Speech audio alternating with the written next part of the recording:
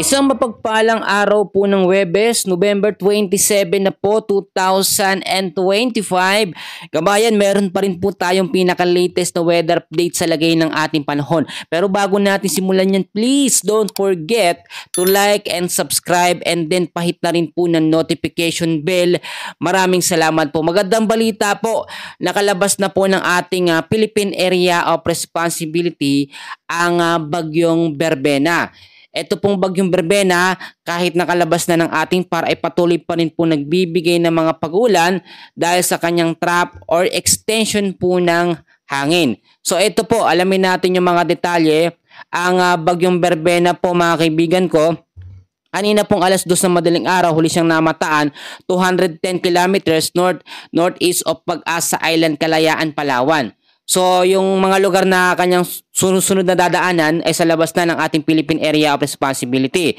Mamayang hapon ng alas 2, nasa labas na ito, ngayong araw yan, 190 kilometers northwest of Pag-asa Island, Kalayaan, Palawan, sa labas po ng ating Philippine Area of Responsibility. Ito po, dahil nakalabas na nga lang parang bagyong Berbena, may minomonitor tayo ngayon na sama ng panahon o banta na magiging kasunod ng bagyong Berbena, no? Actually, may pangalan na yan. Pinapangalanan na ngayon niya na bagyong Wilma kahit wala pa. Sa ating tinatawag na advanced weather forecast, nakita po na sa first week ng Disyembre o December, may mabubuo pong bagyo or sama po ng panahon. So, eto, hindi po pananakot. At kung makikita nyo, naglabas din ng Pag-asa ng tinatawag po nila na tropical cyclone threat potential. Kitang-kita nyo naman sa week 1, nagsimula kahapon, no? November 26 hanggang December 2, lalabas ng parang bagyong Berbena, masusundan ng isa pang LPA, pero low chance na maging isang ganap na bagyo. Sa week 2, pagitan ng December 3 hanggang December 9, magiging dalawa yung banta ng sama ng panahon natin. Yung nauna lalabas sa Mikanluran, may panibagong papasok po na sama ng panahon. Pero parehas naman yan o lahat naman ho yan ay nasa pagiging low chance na category na maging isang ganap na bagyo. So, minomonitor pa rin natin yan, binabantayan natin yan dahil may mga posibilidad pa rin sa mga pagbabago at mga kilos, no? Dahil kahit sabihin natin na low chance yan, kapag yan ay nasa tubig, nagkakaroon yan ng biglaang paglakas tulad na lamang po ng bagyong Berbena. Lumakas yan sa pagiging tropical storm category sa ngayon at may mga chance yan na magiging severe tropical storm habang nasa labas na ng ating Philippine Area of Responsibility. So eto po, balikan natin yan, alamin po muna natin yung tinatawag natin na forecast weather condition ngayong araw po ng Huwebes para din yung mga kababayan natin ay makapaghanda. So sa area po ng Kalayaan Island, sinabi ko na apektado po yan ng bagyong Berbena, yung trap or extension po ng kanyang hangin. So makakaranas pa rin ng mga isolated rains and thunderstorms ang Kalayaan Islands. So ang nalalabing bahagi naman ng Palawan, cloudy skies with scattered rains and thunderstorms ang mararanasan dahil po sa trap or extension ng bagyong Berbena. So eto naman, bandang Luzon naman tayo at medyo gilid po ng Visayas, no? Sa Cordillera Administrative Region, sa may Cagayan, Isabela, sa may Quirino, Nueva Vizcaya, Nueva Ecija at sa may Aurora, cloudy skies pa rin ang mararanasan dyan with scattered rains and isolated thunderstorms. Dahil po yun sa Shearline. Yung Shearline, ilang linggo na yan, hindi pa nawawala, no? Marami na nagre-reklamo, wala lang ang bagyo, nakalabas na ng ating area, pero may mga pag-uulan pa rin. Lagi ko pong pinapaalala sa inyo mga kabayan ko, no, na kahit po lumabas na ang bagyong Berbena, may iba't ibang mga weather system pa rin na nakaka-apekto. Tulad dito, meron tayong Shearline, meron tayong Northeast Monsoon, meron tayong Easterlies, at meron pang mga localized thunderstorms. Isa-isahin po natin yan. So, yung mga lugar po na binanggit ko sa Cordillera Administrative Region, sa Cagayan, Isabela, Quirino, Nueva Vizcaya, Nueva Ecija at Aurora, may mga tsansa pa rin ng mga pagbabaha. Pwede pa rin kapag may mga moderate to heavy sa anumang oras.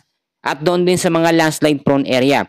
Sa Ilocos Region at Batanes, makakaranas naman ng mga maulap na kalangitan at light rains o mahinang pag-ulan dahil po sa northeast monsoon, no? O yung hanging amihan dyan po sa may bandang hilaga po ng ating bansa o hilagang Luzon. So ito po sa may Quezon naman, Camarines Norte, maulap na kalangitan din ang maaasahan na merong kalat-kalat na pag-ulan, pagkulog at pagkidlat dahil po sa easterlies.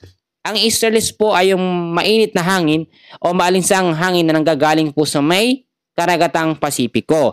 So ang magiging epekto naman ng easterlies, ito ay nakakabuo ng mga localized thunderstorms na makakaapekto naman sa Metro Manila at the rest po ng ating bansa. Kaya sinasabi ko Metro Manila makakaranas ng maulap na kalangitan na merong mga cloudy skies with isolated rain showers or thunderstorms, no? Dahil po yan sa mga banta ng localized thunderstorms. So mag-ingat pa rin po tayo.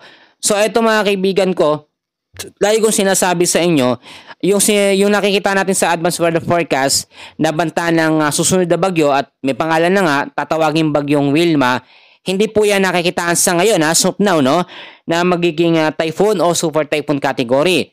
So tulad yan ang sinabi ko sa update natin sa bagyong Berbena na hindi lalakas sa pagiging typhoon or super typhoon. Bagkus kapag sa first week ng Disyembre ay nabuo po ang bagyong Wilma, halos magiging kasing lakas lang siya ng bagyong Berbena.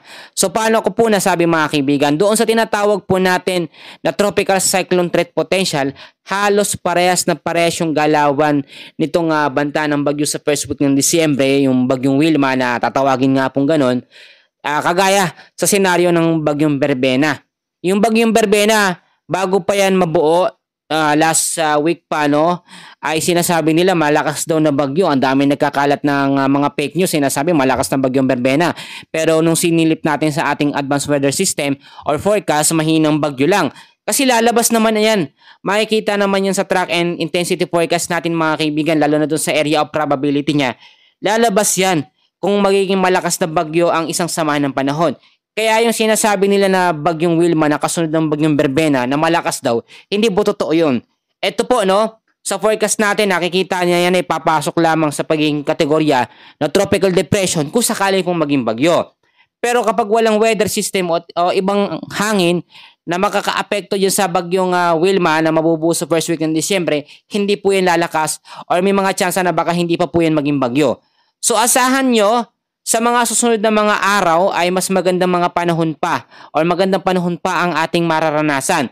Dahil totally paglabas ng bagyong Berbena o nakalabas na po ngayong araw, mas mararamdaman na natin ang epekto ng amihan or etong northeast monsoon dyan po sa may hilagang bahagi po ng ating bansa. Marami kasing nagsasabi na wala naman daw silang nararamdaman ng malamig na panahon. Ano daw silbi? Bakit may amihan pa?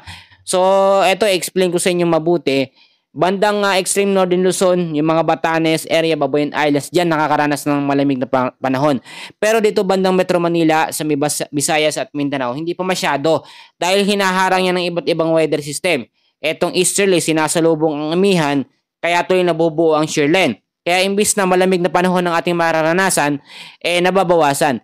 Asahan nyo, pag nawala ang easterlies, yung amihan or northeast monsoon ay mas mararamdaman natin ng mas malamig pa, lalo na sa madaling araw.